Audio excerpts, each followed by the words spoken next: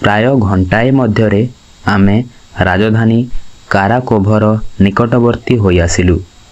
ଦୂରରୁ ରାଜଧାନୀର ନଭଶ୍ଚୁମ୍ବୀ ପ୍ରାସାଦ,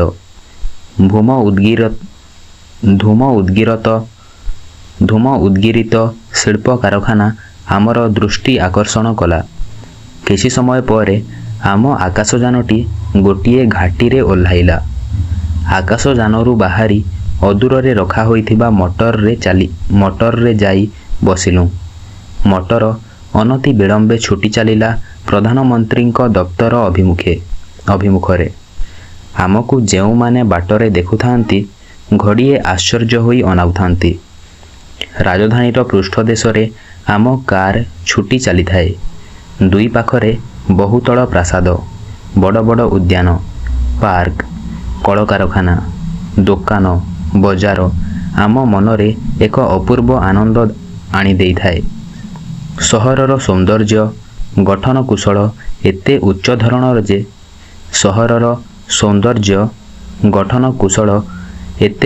ଧରଣର ଯେ ନ୍ୟୁୟର୍କ, ଲଣ୍ଡନ, ପ୍ୟାରିସ୍, ମସ୍କୋ ପ୍ରଭୃତି ସହର ଏହା ଆଗରେ ହାର ମାନିଯିବ।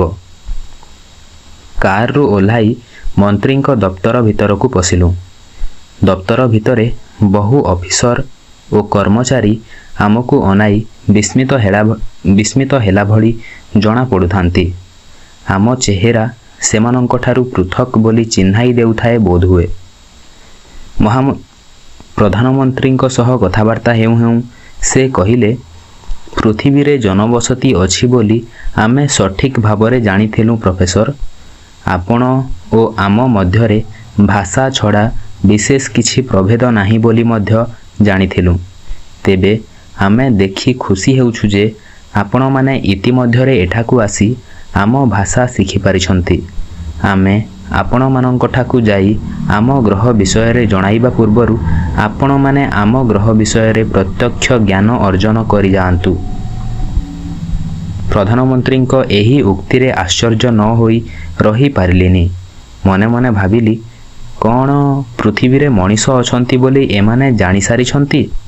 ତେବେ ପୃଥିବୀ ସହିତ ସମ୍ବନ୍ଧ ସ୍ଥାପନ ପାଇଁ ଏମାନେ ଚେଷ୍ଟିତ ନୁହନ୍ତି କାହିଁକି?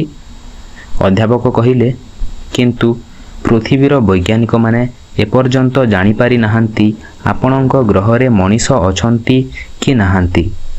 ଆମର ବଡ଼ ବଡ଼ ଜ୍ୟୋତିର୍ବିଦମାନଙ୍କ ମତରେ ଏହି ଗ୍ରହରେ ଏକ ସମୟରେ ଖୁବ୍ ସଭ୍ୟ ଜନସମାଜ ଥିଲା। କିନ୍ତୁ କାଳକ୍ରମେ ଏଠାରେ ଜଳ ଓ ଅମ୍ଳଜାନର ଅଭାବ ହେବାରୁ ତା ଲୋପ ପାଇଯାଇଛି। ମଙ୍ଗଳ ଗ୍ରହ ଏକ ଜନଶୂନ୍ୟ ଗ୍ରହ ବୋଲି ଆମ ବୈଜ୍ଞାନିକମାନଙ୍କ ଧାରଣା। ଏହା ଶୁଣି ପ୍ରଧାନମନ୍ତ୍ରୀ ହସିଲେ। ଆପଣମାନଙ୍କ ଅନୁମାନ ପୂରାପୂରି ଭୁଲ ନୁହେଁ ପ୍ରଫେସର। ବାସ୍ତବିକ ଦିନେ ପ୍ରଫେସର କହିଥିଲେ ଯେ ମଙ୍ଗଳ ଗ୍ରହ ଏକ ଜଳଶୂନ୍ୟ ଗ୍ରହ ବୋଲି ଆମ ବୈଜ୍ଞାନିକମାନଙ୍କ ଧାରଣା। ଏହା ଶୁଣି ପ୍ରଧାନମନ୍ତ୍ରୀ ହସିଲେ। ଆପଣମାନଙ୍କ ଅନୁମାନ ପୂରାପୂରି ଭୁଲ ନୁହେଁ ପ୍ରଫେସର।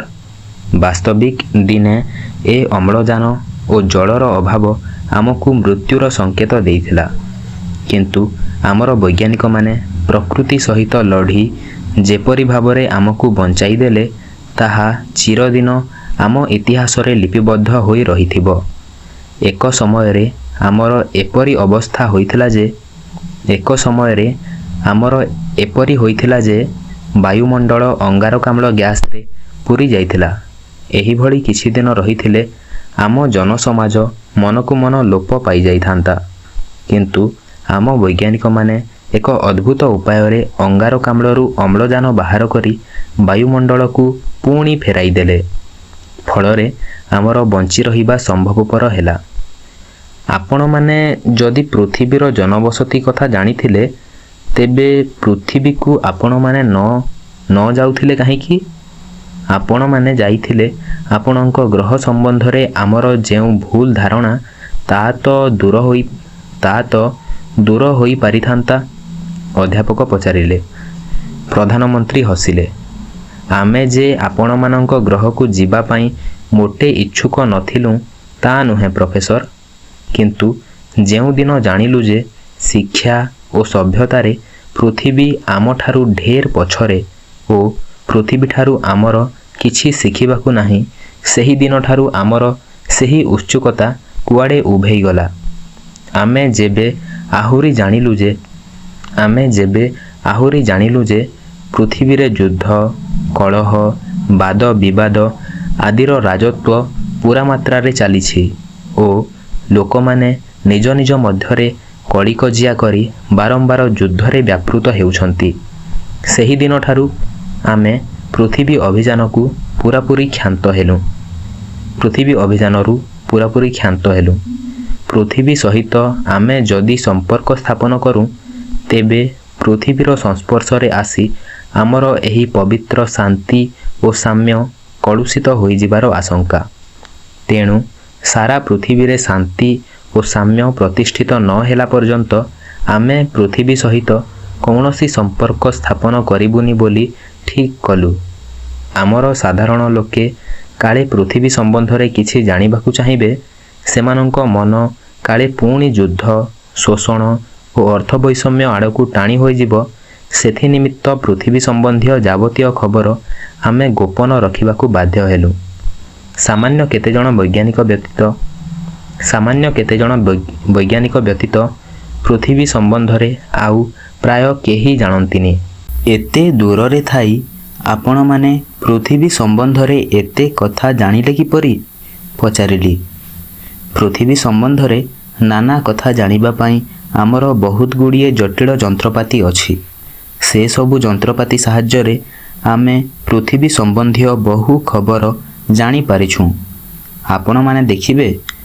ଆପଣମାନେ ଦେଖିବେ ଆମର ସେହିସବୁ ଯନ୍ତ୍ରପାତି କିପରି କାର୍ଯ୍ୟ କରୁଛି ଓ ଆମେ ଏତେ ଦୂରରୁ ପୃଥିବୀ ବିଷୟରେ ଏତେ କଥା ଜାଣୁଛୁ କିପରି?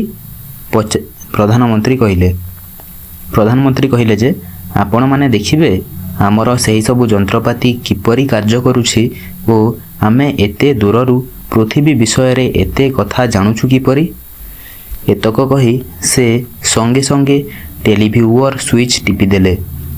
ଆମେ କୌତୂହଳୀ ହୋଇ ଟେଲିଭିଉଅର ଆଡ଼କୁ ଅନାଇଥାଉଁ।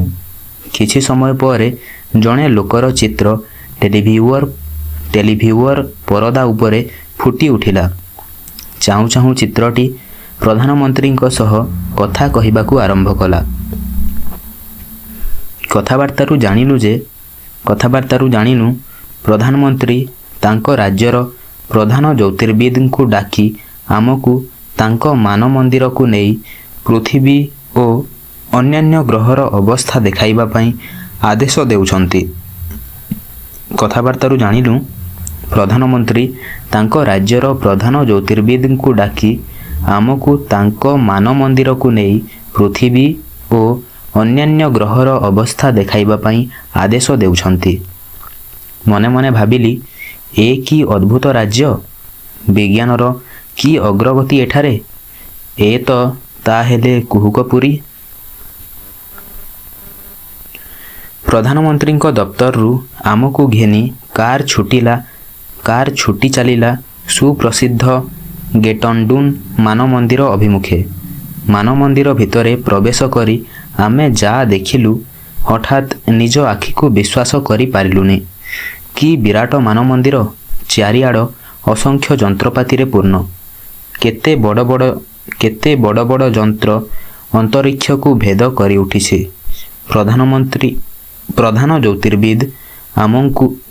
ପ୍ରଧାନ ଜ୍ୟୋତିର୍ବିଦ ଆମକୁ ଏକ କଣ୍ଟ୍ରୋଲ ରୁମ୍କୁ ନେଇ ବସିବାକୁ ଅନୁରୋଧ କଲେ। ଆମ ସମ୍ମୁଖରେ ଏକ ପ୍ରକାଣ୍ଡ ପ୍ରତିପ୍ରଭ ପରଦା ଥାଏ। ସୁଇଚ୍ ଟିପିଦେଲା ମାତ୍ରକେ ଘୁଁ ଘୁଁ ଶବ୍ଦ ହୋଇ ସେହି ପରଦା ଉପରେ କ'ଣ ଏକ ଅସ୍ପଷ୍ଟ ଚିତ୍ର ଭାସି ଉଠିଲା। କିଛି କ୍ଷଣ ପରେ ଏହି ଅସ୍ପଷ୍ଟ ଚିତ୍ରଟି ସ୍ପଷ୍ଟତର ହେବାକୁ ଲାଗିଲା। କି ଆଶ୍ଚର୍ଯ୍ୟ! ପରଦା ଉପରେ ଆମେରିକାର ଏକ ସ୍ପଷ୍ଟ ମାନଚିତ୍ର। ଆମେରିକାର ନଦନଦୀ, ପର୍ବତ, କୃଷିକ୍ଷେତ୍ର ଆଦି ବେଶ୍ ପରିଷ୍କାର ଦିଶୁଥାଏ। ଧୀରେ ଧୀରେ ଏହି ମାନଚିତ୍ର ଉଭେଇ ଯାଇ ତା ସ୍ଥାନରେ ଗୋଟିଏ ସହରର ଚିତ୍ର ଭାସି ଉଠିଲା। ଏହି ସହରଟି କେଉଁ ସହର ହଠାତ୍ ଜାଣିପାରିଲୁନି। ଖୁବ୍ ଲକ୍ଷ୍ୟ କରି ଚିହ୍ନିଲୁ, ଏହି ସହରଟି ହେଉଛି କାନାଡ଼ାର ଅଟୋୱା ସହରର ଯାନବାହନ କଳକାରଖାନା ଆମକୁ ବେଶ ପରିଷ୍କାର ଦିଶୁଥାଏ। ପ୍ରଧାନ ଜ୍ୟୋତିର୍ବିଦ ଧୀରେ ଧୀରେ ଯନ୍ତ୍ରଟିକୁ ଚଳାଇବାକୁ ଆରମ୍ଭ କଲେ। କାନାଡାର କେତେକ ସହର ପରେ ଯୁକ୍ତରାଷ୍ଟ୍ରର ଚିକାଗୋ, ୱାସିଂଟନ, ନ୍ୟୁୟର୍କ ପ୍ରଭୃତି ସହରର ଚିତ୍ର ଫୁଟି ଉଠିଲା। ଏହି ସହରମାନଙ୍କରେ ଯାନବାହନର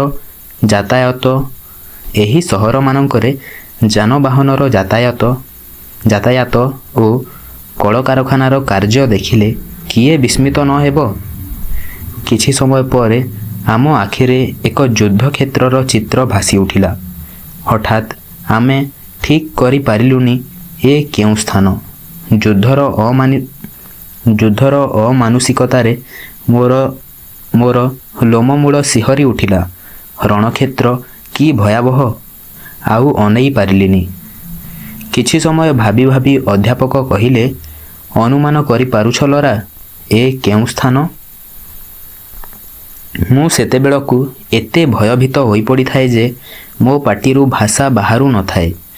ଥଙ୍ଗେଇ ଥଙ୍ଗେଇ ହୋଇ ପଚାରିଲି, ମୁଁ ତ କିଛି ଜାଣିପାରୁନି। ଏ କ'ଣ ଆମେରିକାର ରଣକ୍ଷେତ୍ର? ଆମ ଆସିବା ପରେ ଆମେରିକାରେ କ'ଣ ଯୁଦ୍ଧ ଲାଗିଯାଇଛି? ଶେଷରେ ରୁଷିଆ କ'ଣ? ଆଉ କହିପାରିଲିନି। ଦୂର୍ ପାଗଳୀ, ତୁମେ ଏହା ମଧ୍ୟରେ ଏତେ ଦୂର ଭାବିଗଲଣି? ଆମେରିକା ଉପରେ ରୁଷିଆ କାହିଁକି ଆକ୍ରମଣ କରିବ? ତୁମେ ଏତକ ବୁଝିପାରୁନାହଁ। ଏ ପରା ହେଉଛି କୋରିଆ ରଣକ୍ଷେତ୍ର।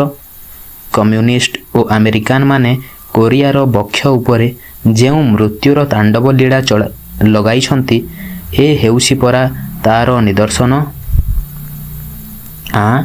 କୋରିଆ ରଣକ୍ଷେତ୍ର? ଚମକି ପଡ଼ି କହିଲି। କିଛି ସମୟ ପୂର୍ବେ ମୋର ଯେଉଁ ଭୟ ଓ ବିଷାଦ ଥିଲା, ତାହା ସଙ୍ଗେ ସଙ୍ଗେ କୁଆଡ଼େ ଉଭେଇଗଲା। କୋରିଆ ରଣକ୍ଷେତ୍ର ତ ଏତେ ଦୂରରୁ ବେଶ ସ୍ପଷ୍ଟ ଦିଶୁଛି। କି ଭୀଷଣ ଏ ଯୁଦ୍ଧକ୍ଷେତ୍ର! ଲୋକମାନେ ମଶାମାଛି ପରି କିପରି ଜୀବନ ବିସର୍ଜନ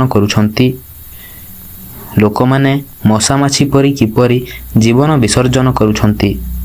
ଏଭଳି କୁତ୍ସିତ କାର୍ଯ୍ୟ ପାଇଁ ଲୋକେ କାହିଁକି ଯେ ଆଗ୍ରହାନ୍ୱିତ ହୁଅନ୍ତି ବୁଝିପାରୁନି, କହିଲି। ତୁମେ ଯୁଦ୍ଧ ରାଜନୀତି ବୁଝିପାରିବନି ଲରା। ଏ ଆମ ଇତିହାସର ମୁକ୍ତି ସଂଗ୍ରାମ ନୁହେଁ କି ରାଜ୍ୟ ଭିତରେ ସାଧାରଣ ଯୁଦ୍ଧର ଅବତାରଣା ନୁହେଁ। ଏ ଯେ ବିଭିନ୍ନ ଶାସନ ଆଦର୍ଶ ଭିତରେ ସଂଘର୍ଷ। ଅଧ୍ୟାପକ କହିଲେ। ମନେ ମନେ ଭାବୁଥାଏ, ଏ ଯନ୍ତ୍ରଟି ତ କିଛି କମ୍ ନୁହେଁ। ଏପରି ଗୋଟିଏ ଯନ୍ତ୍ର ଯଦି ପୃଥିବୀକୁ ଯାଇପାରନ୍ତା, ତେବେ ବହୁ ଦୂରରୁ ଥାଇ ଆମେ କେତେ ବିଷୟ ଦେଖି ନଥାନ୍ତୁ। ଧନ୍ୟ ଏମାନଙ୍କର ବୈଜ୍ଞାନିକ ବୁଦ୍ଧିମତ୍ତା। ଯୁଦ୍ଧକ୍ଷେତ୍ର ଦେଖି ପ୍ରଧାନ ଜ୍ୟୋତିର୍ବିଦ ପଚାରିଲେ, ଆପଣମାନଙ୍କର ଏ ଏକ ଯୁଦ୍ଧକ୍ଷେତ୍ର ବୋଧହୁଏ? ଅଧ୍ୟାପକ ହଁ ଭରିଲେ। ସାମ୍ୟବାଦ ଓ ପୁଞ୍ଜିବାଦ ମଧ୍ୟରେ ଏ ଏକ ବଡ଼ କଷାକଷି। କେତେକ କହନ୍ତି ତୃତୀୟ ମହାଯୁଦ୍ଧର ପୂର୍ବାଭାସ। ଆମେ ଅନାଇ ବସିଛୁଁ ଅଧ୍ୟାପକଙ୍କ ପୃଥିବୀକୁ କେବେ ପୁଞ୍ଜିବାଦ? ଆମେ ଅନାଇ ବସିଛୁଁ ଆପଣଙ୍କ ପୃଥିବୀରୁ କେବେ ପୁଞ୍ଜିବାଦ ଓ ସାମ୍ରାଜ୍ୟବାଦ, ଯୁଦ୍ଧ, କଳହ ଆଦି ଧ୍ୱଂସ ପାଇବ? ଆମେ ଅନାଇ ବସିଛୁଁ ଆପଣଙ୍କ ପୃଥିବୀରୁ କେବେ ପୁଞ୍ଜିବାଦ ଓ ସାମ୍ରାଜ୍ୟବାଦ, ଯୁଦ୍ଧ, କଳହ ଆଦି ଧ୍ୱଂସ ପାଇବ? ପୃଥିବୀରେ ଶାନ୍ତି ଓ ସାମ୍ୟ ପ୍ରତିଷ୍ଠିତ ହେଲେ ଆମେ ସେଠା ସହିତ ସମ୍ପର୍କ ସ୍ଥାପନ କରିବୁ ବୋଲି ଠିକ୍ କରିଛୁଁ। ପୃଥିବୀକୁ ଯିବା ବା ପୃଥିବୀ ସହିତ ସମ୍ପର୍କ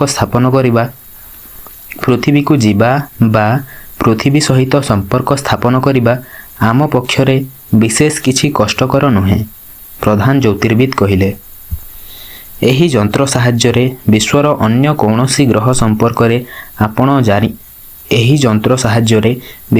ଅନ୍ୟ କୌଣସି ଗ୍ରହ ସମ୍ପର୍କରେ ଆପଣ ଜାଣିପାରନ୍ତି ନା କେବଳ ପୃଥିବୀ ବିଷୟରେ ଜାଣନ୍ତି? ମୁଁ ପଚାରିଲି। ଆମ ସୌରଜଗତର ପ୍ରତ୍ୟେକ ଗ୍ରହକୁ ଆମେ ଖୁବ୍ ଭଲ ଭାବରେ ପରୀକ୍ଷା କରିପାରିଛୁଁ, କିନ୍ତୁ ପୃଥିବୀ ବ୍ୟତୀତ ଅନ୍ୟତ୍ର ଜୀବଜଗତର କୌଣସି ସନ୍ଧାନ ପାଇନୁ। ଆମ ସୌରଜଗତର ନିକଟତମ ନକ୍ଷତ୍ର ଆଲଫା ସେଣ୍ଟାଉରିର ଗ୍ରହ ମଧ୍ୟରୁ ଗୋଟିକରେ ମଣିଷ ଥିବାର ପ୍ରମାଣ ଏହି କେତେଦିନ ତଳେ ପାଇଛୁଁ। ଆଲଫା ସେଣ୍ଟାଉରିର ଗ୍ରହ ପାଇଁ ଆମେ ଏହାଠାରୁ ଢେର ଅଧିକ ଶକ୍ତିଶାଳୀ ଯନ୍ତ୍ର ବ୍ୟବହାର କରିଛୁଁ। ଆପଣମାନେ ଦେଖିବେ ସେହି ଗ୍ରହର ଅବସ୍ଥା। ସେଠାକାର ମଣିଷମାନେ ଆମଠାରୁ ଢେର ସଭ୍ୟ ଓ ସେଠାକାର ମଣିଷମାନେ ଆମଠାରୁ ଢେର ସଭ୍ୟ ଓ ଉନ୍ନତ ବୋଲି ମଧ୍ୟ ପ୍ରମାଣ ପାଇଛୁଁ। ସେଠାକାର ବିଜ୍ଞାନ ଆମ ବିଜ୍ଞାନଠାରୁ ଢେର ଉଚ୍ଚରେ ବୋଲି ଆମର ଧାରଣା। ଏତକ କହି ସେ ଆମକୁ ଆଉ ଏକ କଣ୍ଟ୍ରୋଲ ରୁମ୍କୁ ଘେନିଗଲେ। ସେଠାରେ ଆଲଫା ସେଣ୍ଟାଉରିର ଗ୍ରହ ବିଷୟରେ ଯାହା ଦେଖିଲୁ, ଆମ ଆଖି ଖୋସି ହୋଇଗଲା। ଏ ସ୍ୱପ୍ନ କି ବାସ୍ତବ ସତ୍ୟ ଠିକ୍ କରିପାରିଲୁନି। ଆଲଫା ସେଣ୍ଟାଉରିର ସେହି ଗ୍ରହର ଦୃଶ୍ୟ ଅବିକଳ ପୃଥିବୀ ଭଳି। ସେହି ଦୃଶ୍ୟରୁ ଆମର ଯାହା ଧାରଣା ହେଲା, ସେଠାରେ ପୃଥିବୀ ଓ ମଙ୍ଗଳ ଗ୍ରହ ଭଳି ସଭ୍ୟ ଜନବସତି ଅଛି। ବୈଜ୍ଞାନିକ କୃତକାର୍ଯ୍ୟତା ଓ ବୁଦ୍ଧିମତ୍ତାରେ ସେମାନେ ଏ ଦୁଇ ଗ୍ରହକୁ ବଳିଗଲା ଭଳି ମନେହେଲା। ଆମେ ଏକ ଧ୍ୟାନରେ ସେଠାକାର ଦୃଶ୍ୟ ଦେଖି ଚାଲିଥାଉଁ। ପ୍ରଧାନ ଜ୍ୟୋତିର୍ବିଦ ଆରମ୍ଭ କଲେ, ଆମେ ଏହି ଗ୍ରହ ସହିତ ସମ୍ପର୍କ ସ୍ଥାପନ କରିବା ପାଇଁ ଚେଷ୍ଟା ଚଳାଇଛୁଁ ପ୍ରଫେସର। ଏମାନଙ୍କ ବିଜ୍ଞାନ ଓ ସଭ୍ୟତା ଆମଠାରୁ ଏତେ ଉନ୍ନତ ଯେ ଆମେ ସେମାନଙ୍କ ଆଡ଼କୁ ଅତ୍ୟଧିକ ଆକୃଷ୍ଟ ହୋଇପଡ଼ିଛୁଁ ଓ ସେମାନଙ୍କ ସହିତ ସମ୍ପର୍କ ସ୍ଥାପନ କଲେ ଆମେ ଯଥେଷ୍ଟ ଉପକୃତ ହୋଇପାରିବୁ ବୋଲି ଆଶା। ଆପଣଙ୍କ ଗ୍ରହ ଭଳି ଏଠାରେ ଯୁଦ୍ଧ ବିଗ୍ରହର କିଛି ସୂଚନା ପାଇନୁ।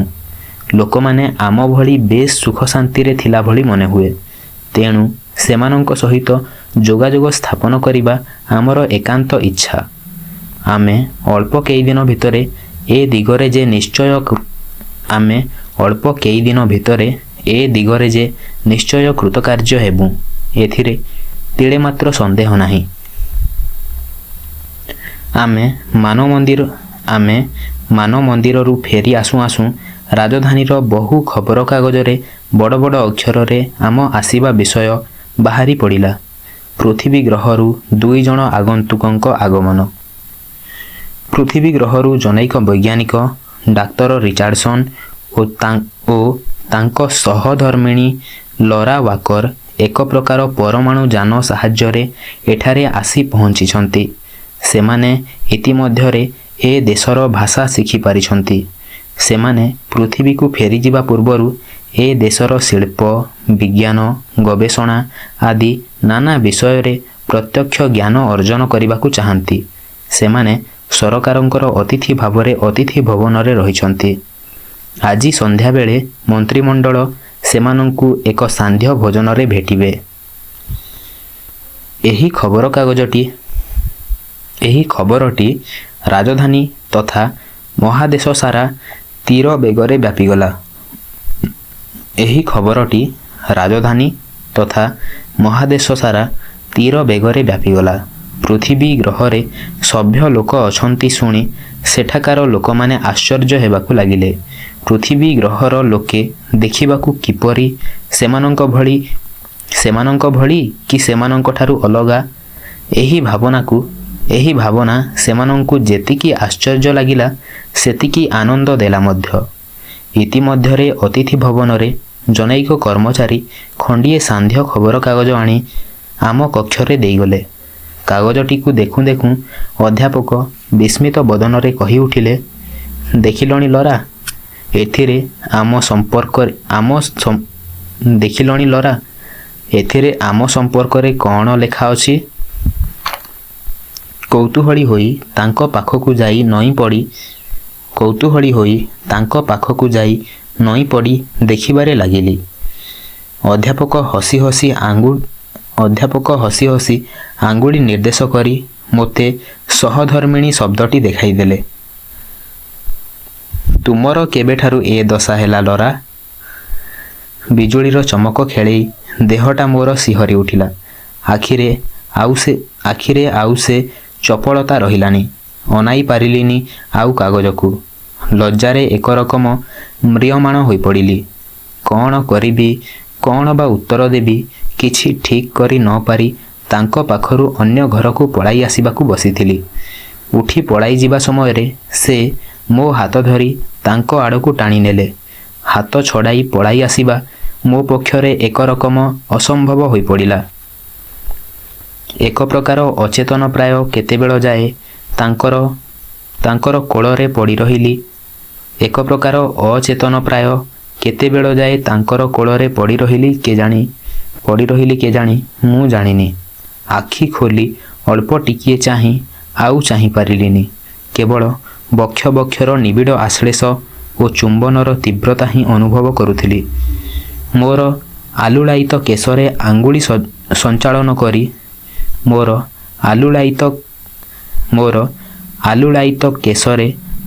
ସଞ୍ଚାଳନ କରି ସେ କହିଲେ, ତୁମର କ'ଣ ଏଥିରେ ଆପତ୍ତି ଥିଲା ଲରା? ଲଜ୍ଜା ବିରଞ୍ଜିତ ମୁଖରେ ଉତ୍ତର ଦେଲି,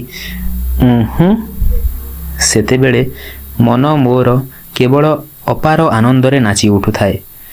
ତାଙ୍କ କାନ ପାଖରେ ଖାଲି ତୁନି ତୁନି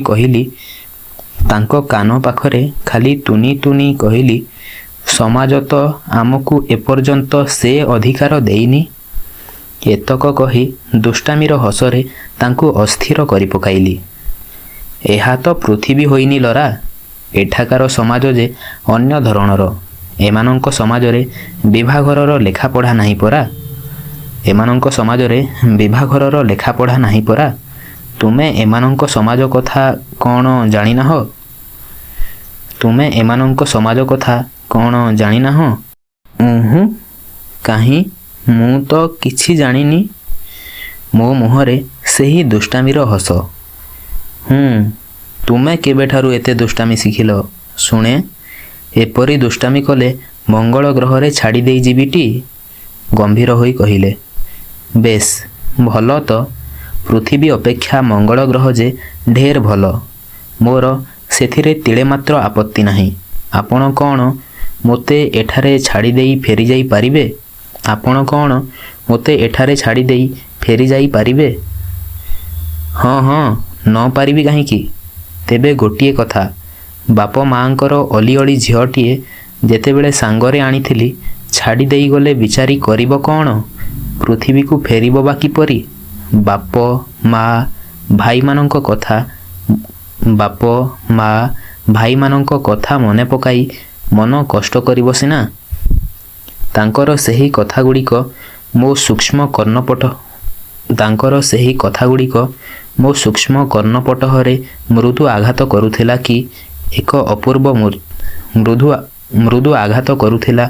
କି ଏକ ଅପୂର୍ବ ମୂର୍ଚ୍ଛନା ଦେଇ। କି ମନମତାଣିଆ ତାଙ୍କର ସେହି କଥା କେଇପଦକ। ସେତେବେଳକୁ ମୁଁ ଏତେ ଅବଶ ଅନୁଭବ କରୁଥିଲି ଯେ ମୋ ମୁହଁରୁ ଆଉ ଭାଷା ବାହାରୁ ନଥାଏ। ଧୀରେ ଧୀରେ ମୋ ଦୁର୍ବଳ ଚକ୍ଷୁ ମୁଦି ହୋଇ ଆସୁଥାଏ। ଆବେଗ କମ୍ପିତ କଣ୍ଠରେ ସେ ଡାକିଲେ, ଲରା। ଆଖି ଖୋଲିଲି। ତାଙ୍କର କମ୍ପିତ ଅଧର ଧୀରେ ଧୀରେ ମୋ ଆଡ଼କୁ ନଇଁ ଆସୁଥାଏ କି ଏକ ଅପୂର୍ବ ମିଳନ ଆଶାରେ। ଆମେ ସନ୍ଧ୍ୟାକାଳୀନ କାମ ସାରିଲା ବେଳକୁ ପ୍ରାୟ ରାତି 8ଟା ହୋଇଯାଇଥାଏ। ରାଷ୍ଟ୍ରର ସହକାରୀ ମନ୍ତ୍ରୀ ଆମକୁ ନେବା ପାଇଁ ଆସି ପହଞ୍ଚିଗଲେ। ଆମେ ଯାଇ କାର୍ରେ ବସିଲୁ। କାର୍ରେ ବସିଲା ବେଳକୁ ଦଳେ ଲୋକ ହାତରେ କ'ଣ ଗୋଟାଏ ଧରି ଆମଠାରେ ହାଜର। ସେମାନଙ୍କ ହାବଭାବରୁ ଜାଣିଲୁ ସେମାନେ ବିଭିନ୍ନ ପ୍ରେସ୍ ପ୍ରତିନିଧି ଓ ହାତରେ ଧରିଥିଲେ ବୋଧହୁଏ ବିଭିନ୍ନ ପ୍ରକାର କ୍ୟାମେରା। ସେମାନେ ଆମକୁ କେତେ କ'ଣ ପ୍ରଶ୍ନ ପଚାରିବାକୁ ବ୍ୟଗ୍ର ହେଉଥିଲେ, କିନ୍ତୁ ସମୟର ଅଭାବ ବୋଲି ସହକାରୀ ମନ୍ତ୍ରୀ ଜଣାଇ ଦେଇ ମଟର ଚଳାଇବାକୁ ଆଦେଶ ଦେଲେ।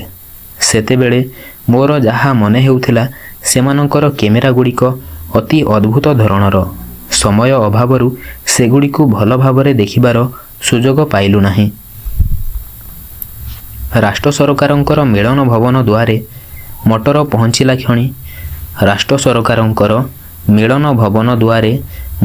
ପହଞ୍ଚିଲା କ୍ଷଣି ପ୍ରଧାନମନ୍ତ୍ରୀ ଆମକୁ ଖୁବ୍ ସାଦରରେ ପାଛୋଟି ନେଇଗଲେ।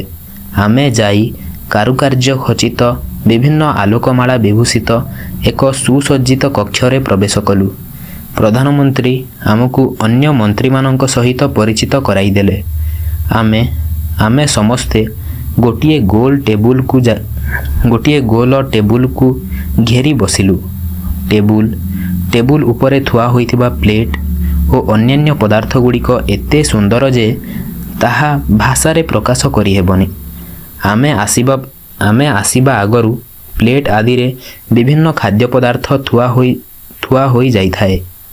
ଖାଦ୍ୟର ସୁଗନ୍ଧ ଏତେ ମନୋରମ ଯେ ଭୋକ ନଥିଲା ଲୋକକୁ ଖାଇବାକୁ ମନ ହେବ। ଆମେ ଖାଉଥିବା ବେଳେ ଅନ୍ୟାନ୍ୟ ମନ୍ତ୍ରୀମାନେ ଅଧ୍ୟାପକଙ୍କୁ ପୃଥିବୀ ସମ୍ବନ୍ଧରେ ନାନା ପ୍ରଶ୍ନ ପଚାରୁଥାନ୍ତି।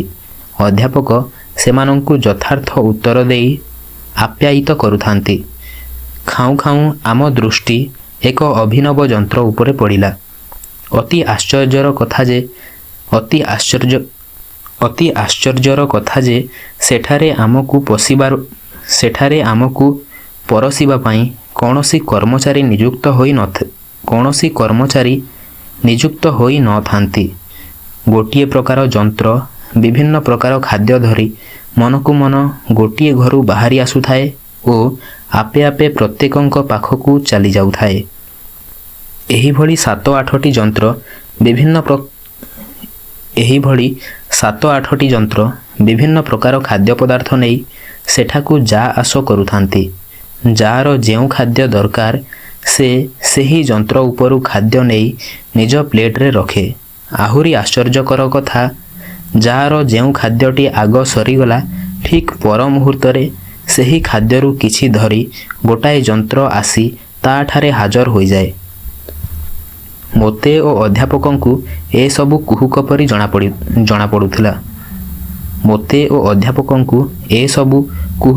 ଜଣାପଡ଼ୁଥିଲା।